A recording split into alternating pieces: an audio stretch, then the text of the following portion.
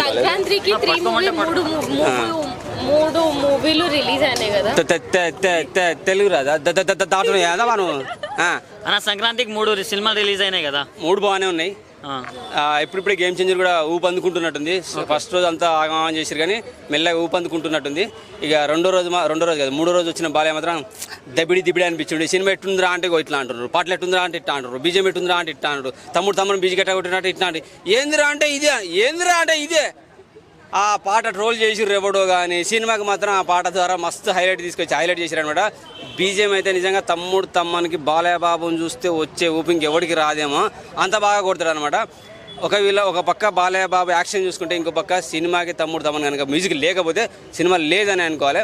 Same time Bobby Kolli ఆయన గారు బోయపాటి హీరోనే అనుకున్నారు బాలయ్య బాబుని. ఇప్పటివరకు బోయపాటి హీరో కాదు ఆయన, బోయపాటి బాలయ్య ఇప్పుడు బాబీ కొల్లి కూడా బాలయ్య బాబు బాబీ కొల్లి కూడా అనమాట.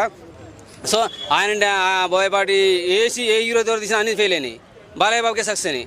సో బాలయ్య బాబుని ఇంకో హ్యాండిల్ చేయగల ఇంకో డైరెక్టర్ ఉన్నాడని చెప్పి ఈ సినిమాతో తెలుసుకున్నాం అనమాట.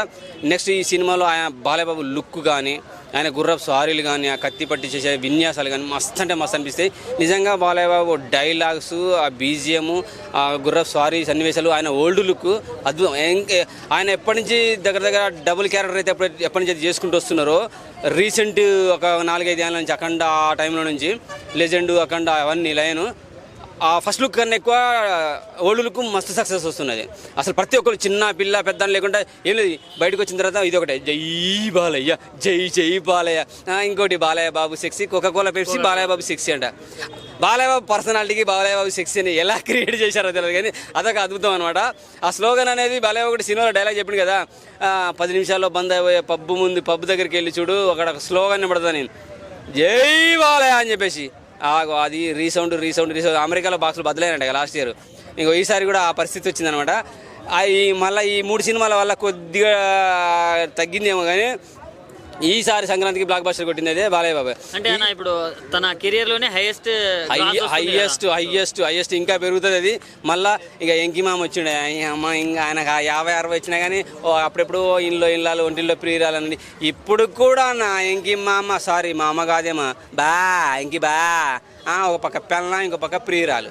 ఈ పిల్లలకి దండాలు పెట్టాలరా నాయన. ఇంట్లోకి వెళ్ళి జాబుకి వెళ్తే లేట్ అయితే 10 నిమిషాలు ఏడున్నా దేని దగ్గరికి పోయావు, కూరగాయల కట్టలు అయితే కూరగాయల కడ ముచ్చట్లు పెట్టుకుంటూ కూర్చున్నావు, ఆ దారిలో ఎవరిదన్నా కలిసిందా?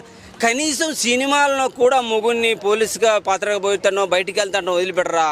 అది ఆయన ఎక్స్కాప్గా పాపం పిలిచిర్రు పోదాము దేశానికి రాష్ట్రానికి దొంగల్ని పట్టుకుందాం ఆయన పోతుంటే నేనొత్తా అని ఐశ్వర్యరాజ ఆమె తయారైతాను.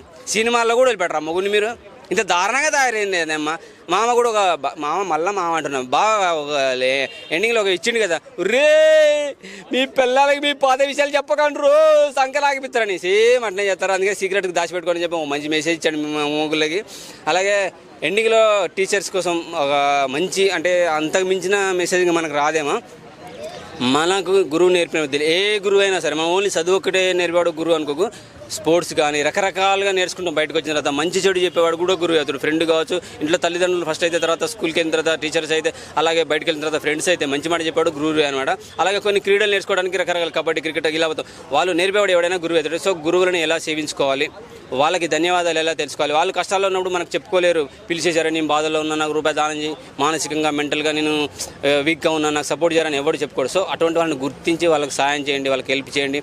ఆ విధంగా మనం కృతజ్ఞత తెలియజేసుకోవాలని ఒక మంచి మెసేజ్ ఇచ్చిండు. ఇది కనుక చూడకపోతే ఈ మెసేజ్ తెలుసుకోకపోతే మన లాంటి వాళ్ళం వేస్ట్ అనమాట. గురువులకి ఇంకెప్పుడు మనం ఇప్పుడు కాకపోతే ఇంకెప్పుడు అనే ఒక డైలాగ్ ఉంది కదా, ఇప్పుడు కాకపోతే ఇంకెప్పుడు చేయలేము. సో ఇప్పుడే తెలుసుకుంటే చాలా మంచి అనుకుంటున్నా. ఇక ఈ సంక్రాంతికి వస్తున్న సినిమా గురించి చెప్పాలనుకుంటే మూతబడ్డ థియేటర్లు కూడా రిలీజ్ అవుతున్నాయంట, అంటే ఓపెన్ చేస్తున్నారట. మళ్ళీ పల్లెటూళ్ళలో అక్కడక్కడ చిన్న మండలాల్లో గ్రామ పంచాయతీలో అక్కడక్కడ థియేటర్ ఉంటాయి కదా, సినిమాలు లేక ఆడగా అంతే అంటే అంత హైప్గా అయిపోయింది కదా. డైరెక్ట్ రిలీజ్ అయ్యే మండలాలకు వస్తున్నాయి పెద్ద పెద్ద థియేటర్లకి. ఆడికెళ్ళి చూడలేక టికెట్లు దొరక వీళ్ళు ఆ ఊళ్ళలో ఉన్న వాళ్ళు అడుగుతుంటే అవి ఒక దగ్గర 250-300 థియేటర్ మళ్ళీ రీఓపెన్ అంట.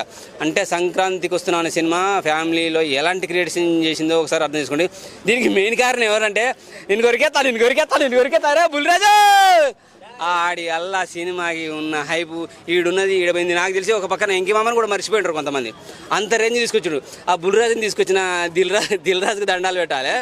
నిజంగా దిల్ రాజు మాయ్య ఆ బుల్రాజు నువ్వు పెట్టకపోతే సినిమాకి అంత హైప్ వచ్చేది కాదు. వాడి కొరుకుడికి ఎవడెవడి బుక్ నీ బుగ్గలు కూడా పోయి ఉంటాయి, ఎంకిమామ బుగ్గలు పోయి ఉంటాయి, డైరెక్టర్ బుగ్గలు పోయి ఉంటాయి, ఇంకా ఎంతమందిని కొరికిండో. దయచేసి ఇందులో ఒక మెసేజ్ ఇచ్చాడు, బుల్రాజుతో బూతులు పలికిస్తారు అనుకున్న బూతులు కదా పలికించింది. మన పిల్లలు ఓటీటీలోకి యూట్యూబ్లో ఆ అడ్డమైన సినిమాలు చూసి, అదే రానా నాయుడు లాంటి సినిమాలు చూసి ఆ ఓటీటీలో బూత్ కంటెంట్ చూసి ఆగమవుతున్నారు. ఇలా పిల్లలకి ఫోన్లు ఓటీటీలో సినిమాలు అలవాటు చేయొద్దని చెప్పి అందులో ఒక మెసేజ్ ఉన్నది. దీన్ని గుర్తించట్లేరు, దీన్ని గుర్తించండి. బుల్లిరాజు వల్ల ఎంటర్టైన్మెంట్తో పాటు మనకు ఒక మంచి మెసేజ్ ఇచ్చాడు అనమాట. పిల్లల్ని దూరంగా ఉంచండి మంచి సినిమాలకి, పిల్లల్ని ఫ్యామిలీతో పాటు చూసే సినిమాలు చూపించండి అని చెప్పి ఆ మెసేజ్ ఇచ్చారు. అది గుర్తుంచుకోవాలని కోరుకుంటున్నా. నిజంగా బుల్లిరాజు కూడా లేకపోతే సినిమాకి ఇంకొంచెం మైనస్ అయ్యేదేమో. బుల్లిరాజు, వెంకటేశ్వర, అలాగే ఐశ్వర్య రాజేష్ పాత్ర